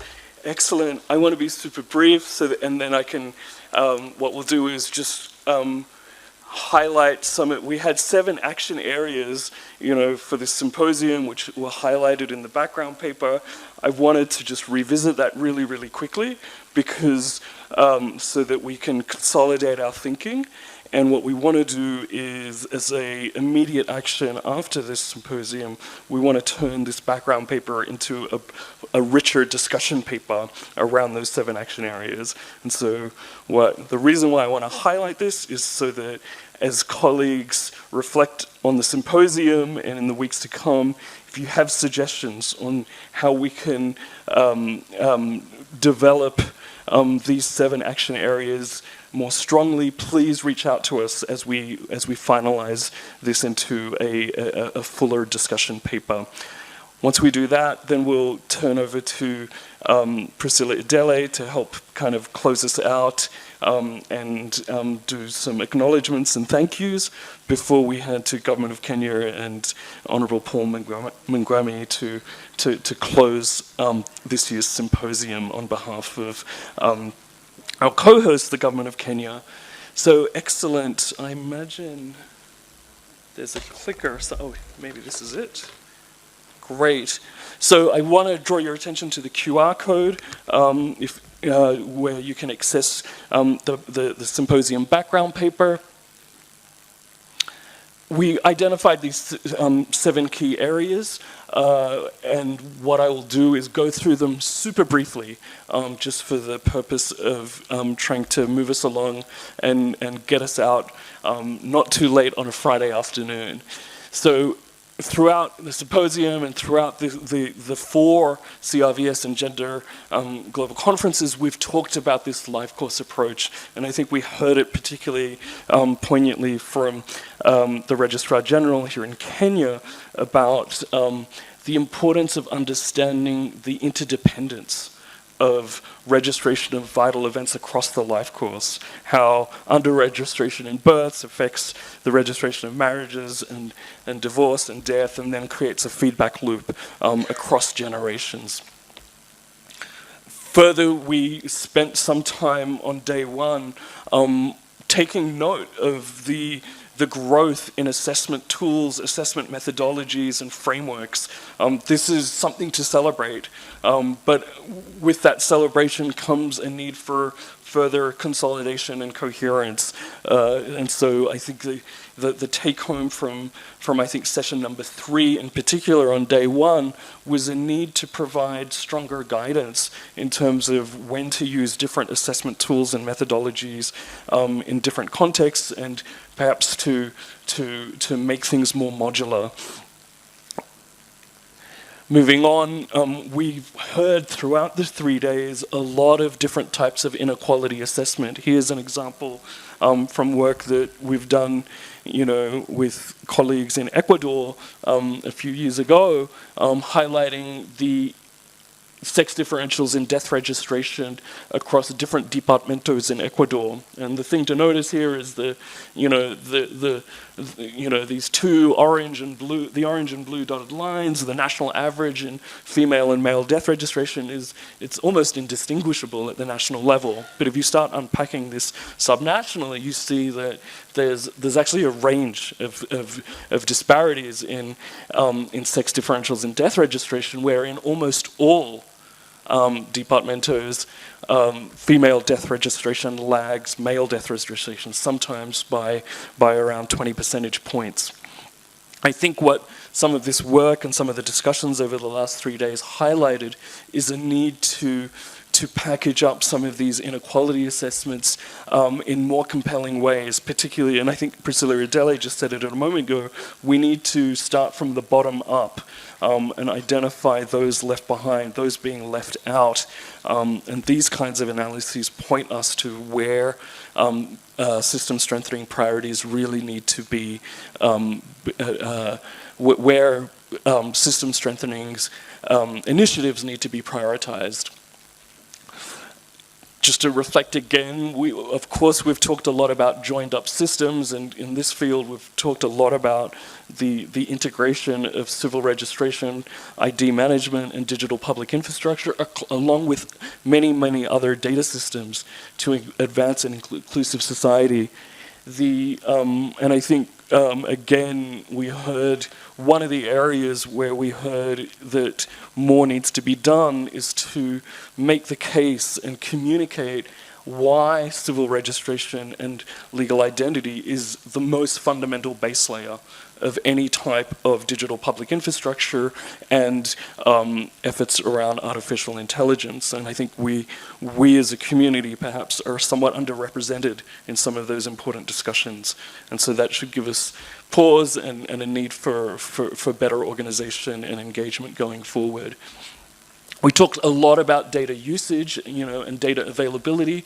Here's what things look like, over about a 10-year period, looking across the page, in terms of births, marriages, divorces, and deaths, and up and down by region. And the thing to notice is, with the darker colors, this is where 100% of the vital statistics data is available over that 10-year period. And most of the squares are actually light blue, and they're particularly lighter blue, more prominently in the middle there in terms of marriages and divorces. But so again, this mantra of analyze what we collect, publish what we analyze, and then perhaps we need to add to that and package it up in a way that is usable is a critical catch cry that we need to organize around. I want to really thank some of our colleagues who came, from the IDRC and KEMRI Research Institute in helping us to think through how can we be more systematic in terms of evaluating what works where, when, and how, and the efficacy of different interventions and their scalability. I think this is particularly urgent in an era of shrinking resources, particularly shrinking public resources.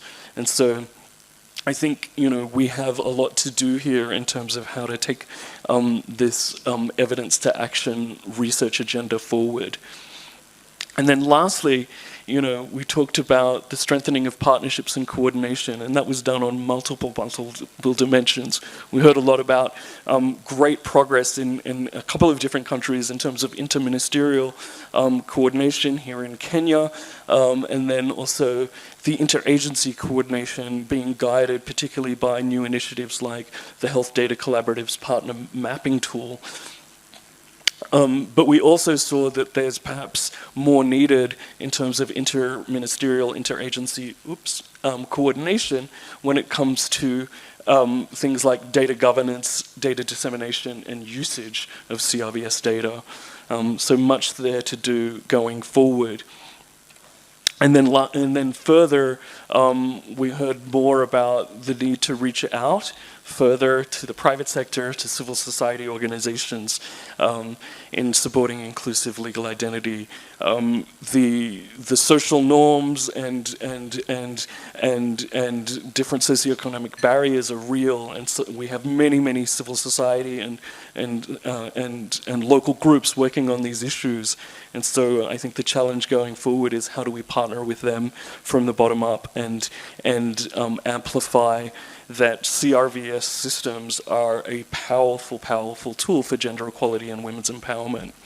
And then lastly, we heard about the funding and financing, the need for, avoiding duplicative or disjointed efforts around that, and aligning around the new financing agenda. So I think, again, just to highlight the QR code, we really do, welcome inputs and your reflections.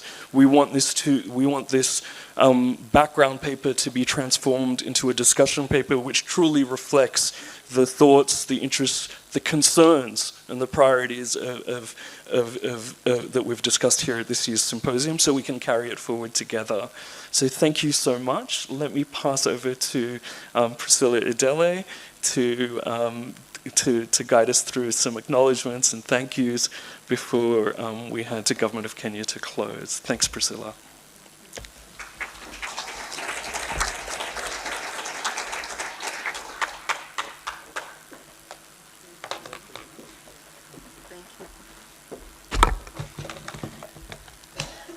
Thank you, Ramesh, and I'm sure you are all feeling like, yes, we are close. Yeah, I hope she will be brief. I'll try to be brief, but I must say that I'm incredibly proud of all of you. We've stuck together. For those who have been here since Monday, thank you. For those who joined us on Wednesday, thank you.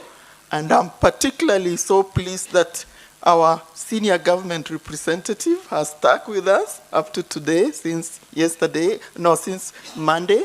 So it's really a pleasure. So Mr. Paul Mwangemi, the Director of the Department of Civil Registration Services. I have to remember that because all the titles have changed since I was last in the country. So distinguished participants, our partners, our friends, our colleagues, on behalf of the organizers and the hosts of this fourth Global CRVS and Gender Symposium, allow me to begin with our heartfelt gratitude to you, all of you. Thank you for creating the time, for making the journey, and for being here with us in Nairobi, the beautiful city in the sun? Yes, yeah. So whether you traveled from the farthest corners of the globe as far as Fiji, I think Fiji is still here, I hope, or from the closest neighbors in East African community, Uganda, Somalia, Rwanda, Burundi, and Malawi to the south, your presence has been the lifeblood of this convening. This symposium is what it is because you showed up, not just in numbers, but with energy, experiences, insights, openness, and deep commitment. Without that, it wouldn't have been what we have today. So the wealth of experience represented in this room has been nothing short of remarkable. We have been honored to host diplomatic leadership, including representatives from the governments of Canada and Kenya, ambassadors that we had from those two governments. It was a pleasure for us to host. The senior government officials leading the CRVS systems from ministries of interior, from home affairs, health, ministries of justice, registrars of marriages and divorce, and national statistical offices. Thank you for being with us. The representatives from the United Nations agencies, funds, and programs who continue to stand with this agenda, and most of whom we worked with, thank you again. Our faithful donors and long-standing collaborators, including ICDRC and the Government of Canada, Bloomberg's Data for Health initiatives, including the teams from the UN Economic Commission for Africa, the UN Economic Commission for Asia and the Pacific, Vital Strategies, GUI, Gender Equity Unit, the CDC Foundation, among others. Thank you for being with us. Then, our close allies at the Global Financing Facility and the Gates Foundation, and our newfound friends, such as the Children's Investment Fund, whom we had exciting collaborations, and we hope to take that even further. The academia and research institutions, whose rigor keeps us grounded, including PUSCAPA, the Center for Global Development, the Kenya Medical Research Institute for Wellcome Trust Research Program, the University of Southern California, the University of Witwatersrand, and the esteemed members of the IUSSP panel. Thank you, all of you. The civil society organizations such as CARE USA, Somalia Gender Hub, and the Intersex Asia, whose voices consistently challenge us to be innovative and stretch beyond our traditional approaches. Thank you for being here with us. To the Symposium Secretariat, the exceptional team from UNFPA headquarters, particularly from the Center of Excellence, Violet and Romesh. Thank you for sticking with my hardcore guidance sometimes, which you take with pleasure. Together with our bigger data, population, and development team, and the population and development team, if you are in here, and of course not forgetting the Open Data Watch under the leadership of my friend Shaida. Shaida has been incredible. We have differences of opinion, but it just differs in a minute, and we pick up from where we live and continue. That's how we've delivered this. And if Tahida is here, I know you are somewhere.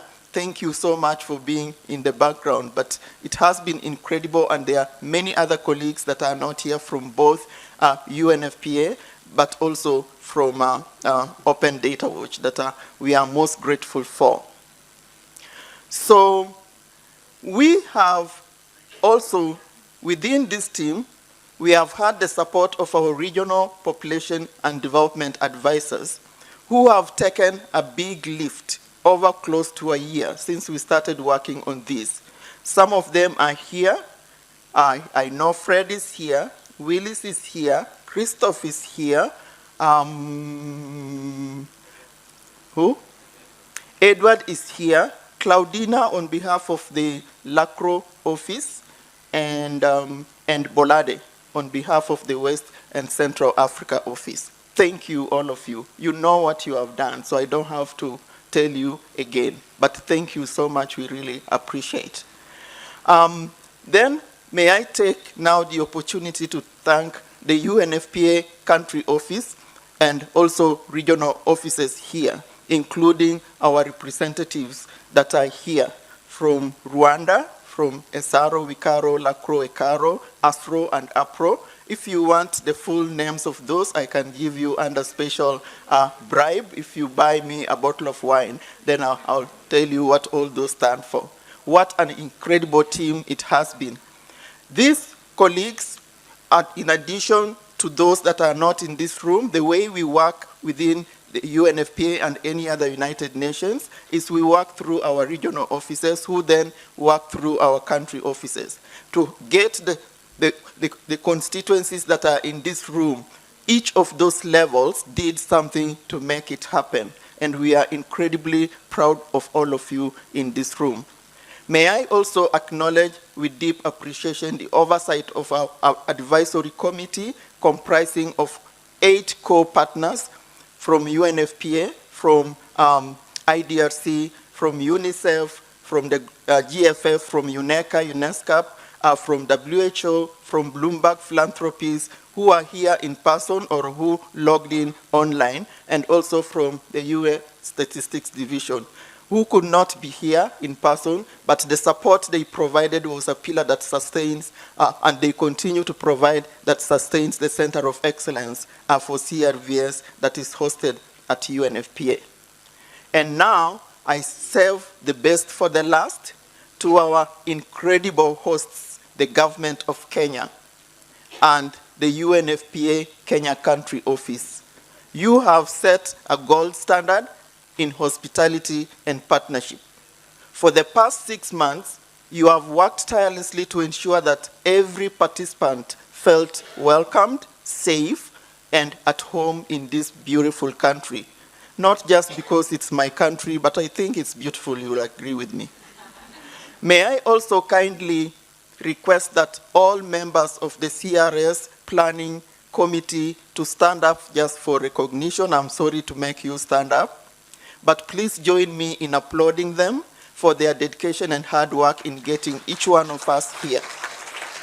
So those are the colleagues that were pushing and knocking under the leadership of the secretary who will come to speak here. But without them, again, we could not have made certain inroads that we made during the preparations for this. I also invite the UNFPA Kenya country team who are present to rise, because we deeply appreciate your unwavering support in stepping beyond your routine tasks, your country office, but you supported us with our HQ initiative to take the tasks to the hosts for global convening, but also some of the colleagues like Irene, who has been working behind the scenes with technical teams to make this a success. Irene and Ezekiel and others, I don't know if you are in here, if you can just stand up. Thank you. My final thank you goes to our service providers, Ian, and the wonderful team at Billion Event Managers. A billion thanks to you. You have a wonderful name. Thank you for your patience, again, with my very hard and sometimes harsh demands, but you took them with very great strides in poise and grace. So thank you for the execution and the support that you have provided us. The team, of course, includes our lovely and beautiful Charity Mbithe, our MC, who kept us energized. And this, and that. I will keep on doing it whenever I go.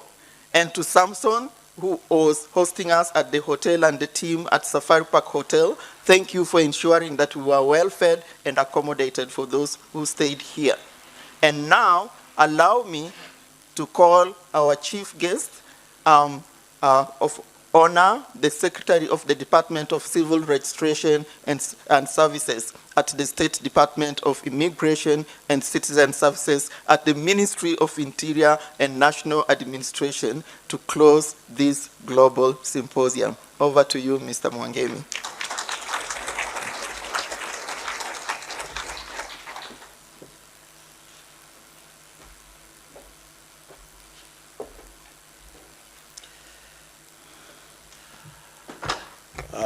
Thank you, Priscilla. Probably before I read my statement, just one parting shot. And this one is that as long as we are all guided by a common vision, a shared vision, and we are all intentional in achieving whatever we are intending to achieve, then for sure nothing is going to stop us from achieving it. Now, distinguished guests, representatives of donor organizations, development partners, civil society organizations, and civil registration and vital statistics and gender focal points from national government, ladies and gentlemen. As we come to the close of this remarkable 4th Global Civil Registration and Gender Symposium, it is my honor, my great honor, on behalf of the Cabinet Secretary, the entire team of Civil Registration Services, our partners, and all distinguished participants to offer these closing remarks. First and foremost, I extend our heartfelt appreciation to the more than 120 participants who have worked diligently in the preparation and active engagement throughout this symposium. Your commitment, insights, and contributions have made this gathering an outstanding success. Over the past days, we have been privileged to hear an exceptional range of perspectives on civil registration and vital statistics through a gender lens. The rich discussions, innovative approaches, and high-impact strategies shared here have provoked our thoughts, enriched our collective understanding, and will no doubt inform transformative action in our respective countries and programs. A special thanks goes to our team of organizers, speakers, and moderators. Your excellence in coordination and delivery has provided us with a truly thought-provoking agenda, one that challenged us, inspired us, and deepened our grasp of the critical intersections between civil registration and vital statistics and gender equality. We are profoundly grateful for the generous support of our partners and donors, without whom this symposium will not have been possible. In particular, we acknowledge IDRC Canada for leading the support to this convening in partnership with the Center of Excellence for Civil Registration and Vital Statistics Systems at UNFPA headquarters, UNECA, Vital Strategies through the Data for Health Initiative, UNICEF, the World Bank, GFF, and the Open Data Watch. Your collaboration and dedication to this agenda have been instrumental to our success. I must also express our deep gratitude to the Government of Kenya team, who stood steadfast with us as co-hosts in organizing this event. From the moment of arrival at the entry points, through the warm hospitality here at the iconic Safari Park Hotel, we have felt the comfort and assurance of being in the capable hands of the Minister of Interior and National Administration. To all who contributed, please accept our sincere thanks. As you prepare to depart, I invite you to extend your stay if possible and continue to enjoy the magic Kenya. Take time to experience our breathtaking national parks, our vibrant cultural markets, and our modern malls, courtesy of Magic Kenya's warm invitation. Finally, as you travel back to your countries and institutions, may you go safely. Please carry with you our very best wishes to your esteemed governments and organizations. With those few remarks, and on behalf of the Cabinet Secretary, the Civil Registration Services, our partners, and all gathered here today, it is my honor to formally declare the 4th Global Civil Registration and Vital Statistics and Gender Symposium officially closed. Thank you all, and God bless you.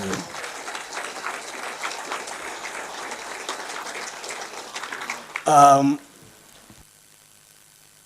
not supposed maybe to do these remarks after the official closing, but again, probably apologies. As government, we had actually intended to have field visits today, but of course, due to the events that took place for the last 2 days, it was not possible. We are very sorry for that, but of course, I believe we always have another day.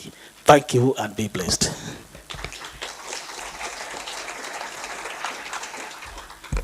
Amazing. Thank you so much, Mr. Paul Mwangemi, the Secretary, Directorate of Civil Registration Services. As our gracious host country, the government of Kenya has really showed remarkable leadership and participation in our global agenda this week in modeling what progress can look like when political will meet the innovation and collaboration. So one more time, let's give a round of applause to our government of Kenya. And at the same time, we really give special acknowledgement to Dr. Priscilla Idele, who gave a very world-class winning vote of thanks, right? Let's give a round of applause even as we conclude. Now, I'm going to teach you one last thing. I know it's at the end of this symposium, but one last thing. So I'll teach you a Kiswahili word. Wape means give. So everybody say wape. Yeah, so when I say wape snap, I mean give them a snap. So it's a single snap. Wape snap, wape stamp. Then the clap goes like this. Tanta, tanta, tanta. Let's try. Let's try one more time. So it's tanta, tanta, tanta. Let's try. Wape snap, wape stamp, wape clap. Wape snap, wape stamp, wape clap. I said wape clap you. Awesome. So I have a few, I can rap. You can see me later for for those lessons. But I have a very, very grateful heart. I would want to welcome and just say thank you so much to each and every one of us. And just like that, we've reached the end of this incredible journey together. And you know, someone once said, all good things must come to an end, but I say the best ones simply pause, so we can meet again somewhere else in the world. And of course, we are looking forward to the 5th Global CRVS and Gender Symposium, right? Yes, and so more, many more to come. So to all our partners that have already been mentioned by Dr. Priscilla, to the organizers, our amazing translators at the back, the hotel, everybody that has been able to join in, and even our online participants, we really, really, truly appreciate you very, very much. So I want to give my heartfelt thanks to the entire brilliant team that was in charge of this planning. And to those that decided to trust me with the mic, I am truly, truly grateful. I hope I did not disappoint. So ladies and gentlemen, it's been my absolute pleasure working this 3 days journey with you as your official MC. My name is Be The Charity, a global corporate host and moderator and the founder of Kaizen Consultancy, where we host, facilitate, and moderate development conversations and global convenings just like this. And we also offer communication and PR consultancy and rapporteur. So those are my contact details. Should you wish to engage, feel free to take a picture, scan, and I am available with my passport ready to come to your country. All right, so I'll kindly invite all of us to stand. This is the last act for this global event. So I want you to go to somebody. I want us to be in pairs. So I want you to shake the hand of somebody, but don't let it go. So I want you to hold it. So we need to be in pairs. 1, 2, 3, let's do that. Don't let it go. Make sure that you're holding somebody's hand. I'll tell you what to do. Please don't start talking yet. I'll tell you what to do. Is everyone holding somebody's hand? All right. Follow my directions very keenly. Hello? If you can hear me, say hi. Awesome. Thank you for your attention. So please get to know only, don't start a statement, only their first name, and then I'll tell you the next thing. What's their name? All right. This is what you say to them. This is what you say to them. Call them by their first name. 1, 2, 3, go. Call them by their first name. I want you to know that you're going to repeat after me, okay? Don't let go of their hand. You're still shaking their hand. 1, 2, 3, go. So tell them, before we say goodbye,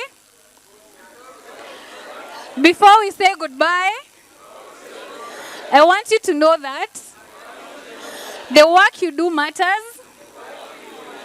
You are doing great. As you go back home, I want you to go back with renewed fire. Never underestimate the ripple of your daily work. And may the conversations you've done in this room echo into boardrooms, ministries, communities, and may the work we all do impact the whole world locally, regionally, and globally. Ladies and gentlemen, thank you so much for being here. God bless you. Have a lovely day.